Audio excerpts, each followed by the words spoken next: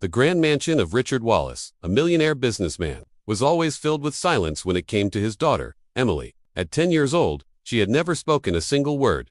Doctors, specialists, and therapists had all tried. Every hospital visit ended with the same hopeless sentence: "There rest, nothing more we can do." Richard, a man who conquered the business world, could not conquer his own heartbreak. He hired the best tutors, the most expensive therapists, and even flew in experts from abroad. But Emily remained quiet, her large blue eyes hiding words that seemed trapped forever. One day, desperate for help at home, Richard hired a new maid. Grace. She was a humble black woman with a calm voice and warm smile. While others saw Emily as a fragile girl defined by her silence, Grace treated her like any other child. She spoke to her, laughed with her, and even sang while cleaning the house. Emily, who often avoided strangers, started following Grace around the mansion. She would sit in the kitchen while Grace cooked, or stand near her while she dusted the furniture. Richard noticed but thought little of it. One rainy afternoon, Richard returned home earlier than usual. As he entered, he heard the faint sound of singing. It was Grace, softly humming a lullaby while sitting on the floor of Emily's room. Arranging building blocks, Emily sat across from her, eyes wide, lips trembling as if trying to form sounds. Richard froze at the doorway. "Come on, Emily," Grace said gently. "Say it with me. Just one word. You can do it." Emily pressed her lips together, her tiny fingers gripping a block tightly.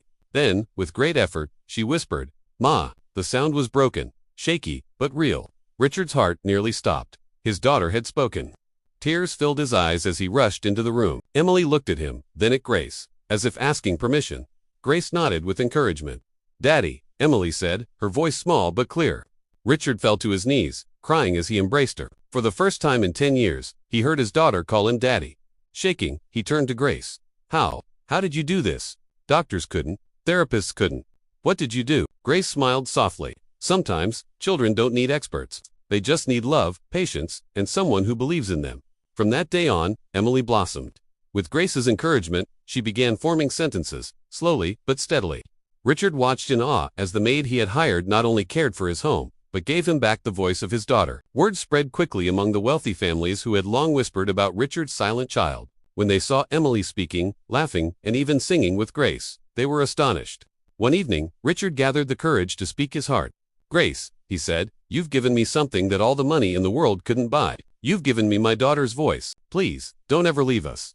Grace smiled, her eyes shining with humility. "Mr. Wallace, I didn't give her a voice. She already had it. I just helped her find the courage to use it."